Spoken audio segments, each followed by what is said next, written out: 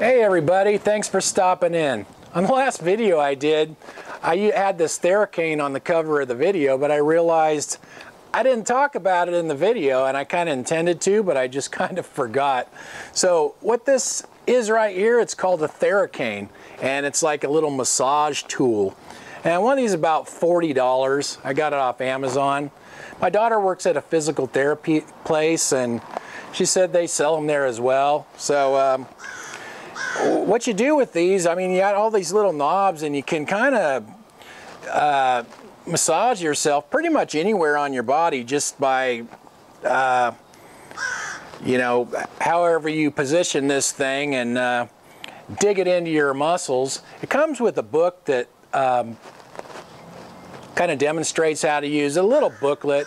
And there's also a lot of videos online of people demonstrating how to do these. And I've done a few videos myself, but it's kind of hard to do it because I live in a small place and I have to try to run the camera and demonstrate at the same time, where some of these other trainers and stuff, they have someone to run the camera for them and they got a nice gym to work in. So I like this, I recommend it.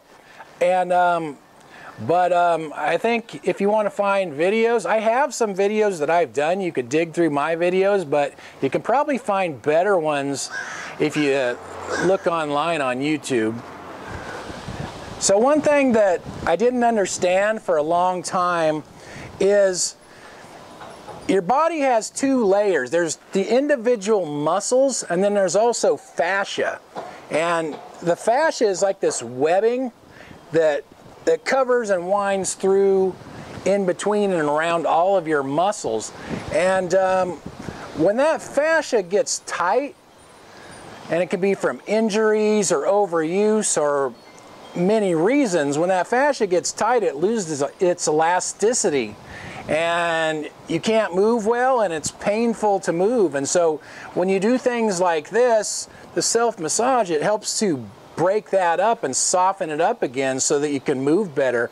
And fascia is one thing that I didn't know anything about for many years. It's just something I learned about in the last few years when I started studying online and learning more about anatomy and stuff. So it's really important.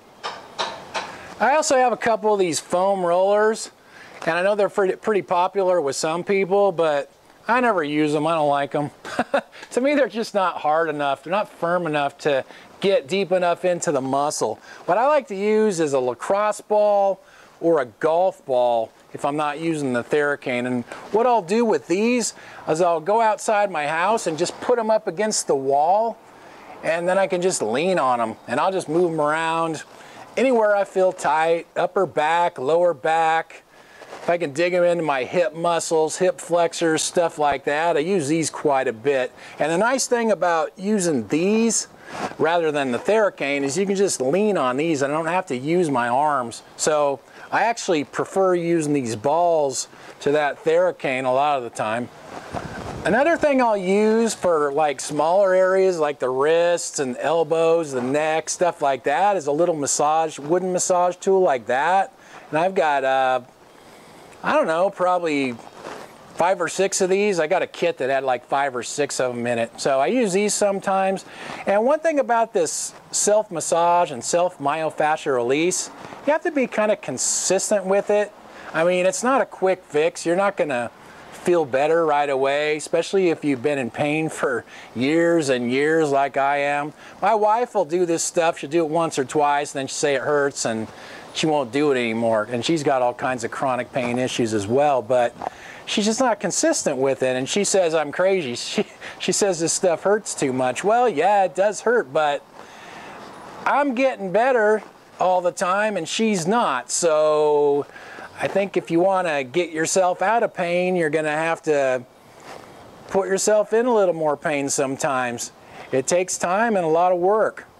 So there's a few things that I use for self-massage or self-myofascial release. And the nice thing about this stuff is you can do it yourself. If you have to go and pay a massage therapist, it's going to cost an awful lot of money. And sometimes you can't get it done often enough to really do some good. You got to be consistent with this stuff and just keep working at it. Thanks for watching, you guys, and I'll talk to you next time.